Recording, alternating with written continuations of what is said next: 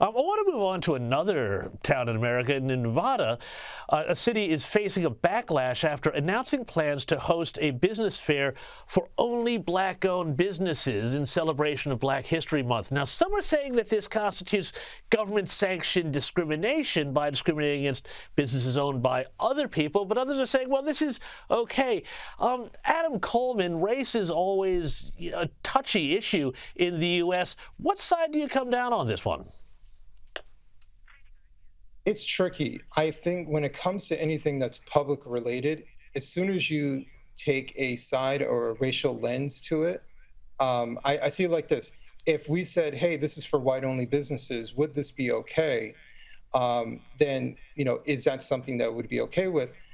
But then at the same time, for a lot of Black Americans, they see Black as like an ethnic group. So if they had an Italian fair for Italian Americans, would that be seen as discrimination? Or would it just be saying like, this is just a thing that we're having for Italians and it's not meant to be exclusionary in a sense? So I think it can be tricky. It depends on how you look at it.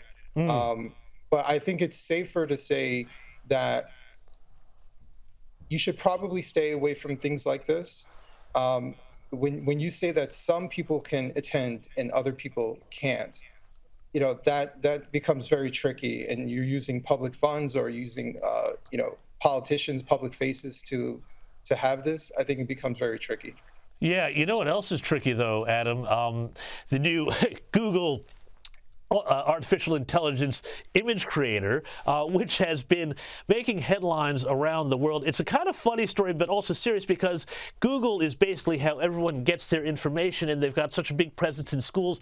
Their new AI image generator has been slammed for being completely woke and trying to make everything diverse, making the American founding fathers diverse, Black popes, female popes, Scandinavian ice farmers looking diverse. We're looking at some of the images on the screen that have come out of this, and it even refuses to recreate Norman Rockwell paintings because they, quote, perpetuate harmful stereotypes. Now, are you concerned, Adam, that our new woke AI overlords are rewriting history and may even wind up rewriting reality?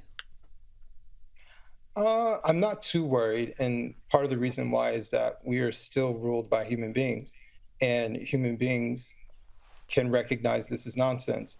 So granted, human beings are the ones who set up an environment for AI to construct this particular thing. So that also means that human beings can also correct it. So I'm not certain, I'm not necessarily worried about this particular type of issue. Fair enough, fair enough.